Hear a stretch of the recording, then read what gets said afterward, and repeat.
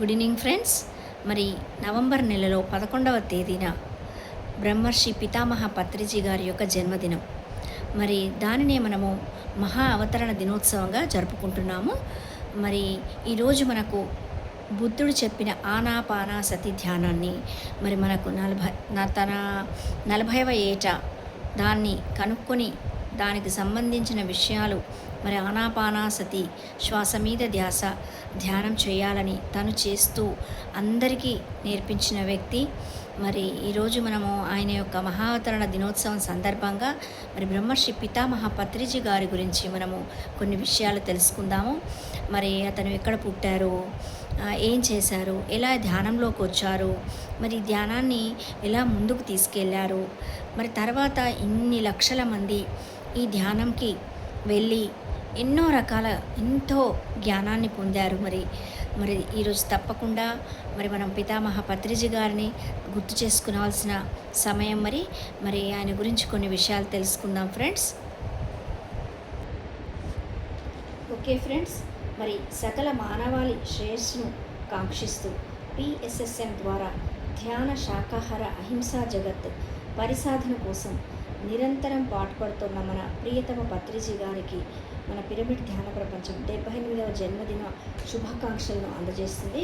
మరియు సుభాష్ పత్రిజీ గారు 1947 నవంబర్ 11వ తేదీన నిజామాబాద్ జిల్లా బోధన్లో జన్మించారు. అయితే మన జన్మను మనమే ఎంచుకుంటాము అనే ఆత్మ ప్రణాళికలో భాగంగా పత్రిజీ గారు తన తల్లిదండ్రులను మరియు పుట్టవలసిన ప్రదేశాన్ని ఎంచుకొని బోధనలో భిన్న సంస్కృతుల మేళవింపుతో కూడిన పట్టణంలో పుట్టాడనమాట. తర్వాత ఇతను వాళ్ళ యొక్క అమ్మ సావిత్రిదేవి గారి నుంచి చాలా విషయాలు నేర్చుకున్నారనమాట.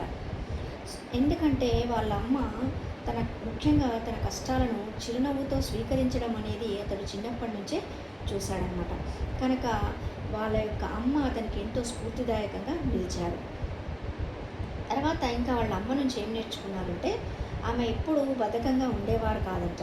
పిల్లల సంరక్షణ మరియు చదువులు, సంగీతం, భర్తను చూసుకోవడం, మర్చిపోయే బంధువులను ఇలా ఒకే ఏకకాలంలో చూసుకుంటూ ఉండేవారట. సో ఇవన్నీ అతను చిన్నప్పటి నుంచే ఆమె నుంచి నేర్చుకున్నాడనమాట. తర్వాత అతనికి ఒక అన్న ఉండేవాడు. ఆ వేణు వినోద్ గారి సహకారంతో ఏం చేశారంటే సంగీతం పట్ల అభిరుచిని పొంది 1963 నుంచి 1970 వరకు టిఎస్ చంద్రశేఖరన్ సికింద్రాబాద్ గారి దగ్గర వేణువు నేర్చుకున్నాడంట.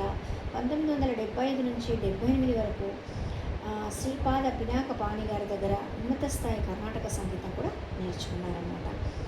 మరి పత్రిజీ గారి యొక్క విద్యాభ్యాసం ఎక్కడ సాగింది అంటే ప్రాథమిక మరియు మాధ్యమిక పాఠశాల విద్యాభ్యాసం బోధనలో జరిగింది.